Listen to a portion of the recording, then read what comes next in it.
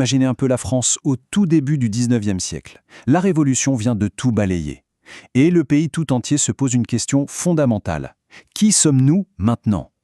Et cette quête d'identité, elle va se jouer de façon spectaculaire sur un champ de bataille un peu particulier, celui de la littérature. Pour vraiment comprendre l'enjeu, tout part d'une question qui peut paraître simple, mais qui est essentielle. Au fond, qu'est-ce qui a le plus de valeur? Une perfection technique, impeccable, ou bien une authenticité qui vient du cœur, même avec ses défauts? C'est ce dilemme qui va littéralement déchirer le monde artistique français. Allez, on plonge dans le vif du sujet. Et attention, il ne s'agit pas d'une simple petite querelle de poètes dans les salons parisiens. Non. On parle d'une véritable guerre civile culturelle, d'une lutte acharnée pour définir ce que doit être l'âme de la littérature française. Alors, la question qui est sur toutes les lèvres, c'est celle-là.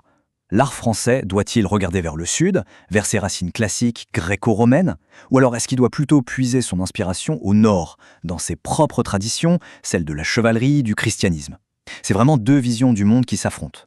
Et au milieu de tout ce tumulte, il y a une femme, une théoricienne absolument brillante, Madame de Staël, qui va mettre des mots sur ce conflit. Elle va parfaitement identifier les deux camps qui s'opposent, et elle va leur donner un nom, les deux goûts. C'est très clair. D'un côté, on a ce qu'elle appelle le goût antique, c'est-à-dire le classicisme, qui regarde vers le passé, vers l'Antiquité. Et de l'autre, le goût moderne, qui est en fait l'âme naissante du romantisme, et qui lui cherche à exprimer son temps.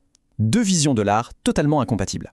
Bon, commençons par le champion en titre, si on peut dire, l'idéal classique. C'est lui qui règne en maître sur les arts en France, et ce, depuis des siècles. C'est la tradition établie. Le classicisme, pour faire simple, c'est l'art de la raison. Tout est basé sur des règles très strictes, sur l'imitation des grands maîtres de l'Antiquité. Le but ultime, c'est d'atteindre une beauté parfaite, presque mathématique, sans aucun défaut. Madame de Staël, elle, décrit ça comme une formule. On part de la mythologie païenne gréco-romaine, on applique des règles d'imitation très rigides, et qu'est-ce qu'on obtient à la fin? Une littérature qu'elle qualifie de transplantée. L'image est forte, c'est comme si on avait arraché une plante d'un pays pour la replanter artificiellement en France. Elle n'a pas de vraies racines dans le sol national. Et cette citation, elle résume absolument tout le problème. Ces œuvres sont peut-être techniquement parfaites, mais elles ne parlent pas aux gens. Elles sont admirées, oui, par une petite élite cultivée, mais elles restent complètement étrangères au cœur de la nation. Mais attention, parce qu'un nouveau courant est en train de se lever pour défier cette vieille garde, une force qui ne vient pas de l'extérieur, mais de l'intérieur, et qui revendique une toute nouvelle âme pour l'art. C'est bien sûr le romantisme. Et ce goût moderne, c'est tout l'inverse du classicisme. Il ne copie rien, il naît directement de la terre française. Ses racines, elles, plongent dans l'histoire des chevaliers, dans la spiritualité chrétienne. Son but, ce n'est pas la perfection, mais la sincérité. Il ne cherche pas à convaincre la raison, il veut parler directement au cœur. Ce tableau, il met vraiment les choses au clair. C'est le choc de deux mondes. D'un côté, un art de l'imitation parfait, un peu froid, et réservé à une élite. Et de l'autre, un art de l'authenticité, sincère, qui veut parler à toute une nation. En fait, pour résumer, c'est la raison contre l'émotion. Forcément, ces nouvelles idées, elles avaient besoin d'un porte-parole, d'un écrivain pour les incarner avec force. Et cet écrivain, ce sera François-René de Chateaubriand, qui va devenir l'une des figures fondatrices de cette toute nouvelle façon de sentir les choses. Voilà, rien que cette phrase, elle nous plonge direct dans l'ambiance. On sent tout de suite qu'on quitte l'ordre et la lumière du classicisme pour entrer dans quelque chose de beaucoup plus sombre, la mélancolie, l'introspection et cette conscience permanente de la mort qui hante les romantiques. Son chef-d'œuvre, Les Mémoires d'Outre-Tombe, est un véritable monument de cette nouvelle littérature.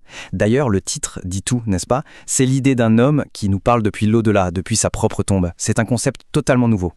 Et à l'intérieur de ces mémoires, on trouve tous les ingrédients de l'esprit romantique. Le moi, l'individu, est au centre de tout. La souffrance, ce n'est plus quelque chose qu'on cache. Au contraire, ça devient une source de beauté, une sorte de plaisir triste. Et puis, les frontières du temps deviennent complètement floues. Le passé, le présent, la vie, la mort, tout se mélange. Et cette phrase illustra ça à la perfection. C'est cette obsession romantique. Dès la naissance, il y a la promesse de la fin. Et dans la mort, il y a comme un retour aux origines. Le temps n'est plus une ligne droite. C'est un cercle où le début et la fin se touchent.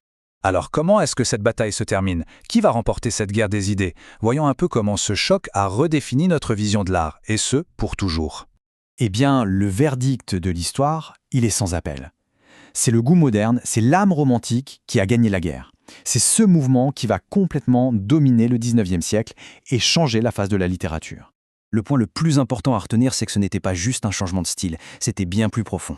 C'était une véritable révolution sur le but même de l'art. L'artiste n'est plus un simple artisan qui imite parfaitement des modèles. Non, il devient un explorateur sincère de sa propre âme, et à travers lui, de l'âme de toute sa nation. Et on termine en revenant à la question du tout début. Parce qu'en fait, ce débat du 19e siècle, il est toujours d'actualité. Entre une œuvre techniquement irréprochable, mais peut-être sans âme, et une œuvre authentique, vibrante, mais avec ses imperfections, où se trouve la vraie valeur ? La question reste ouverte.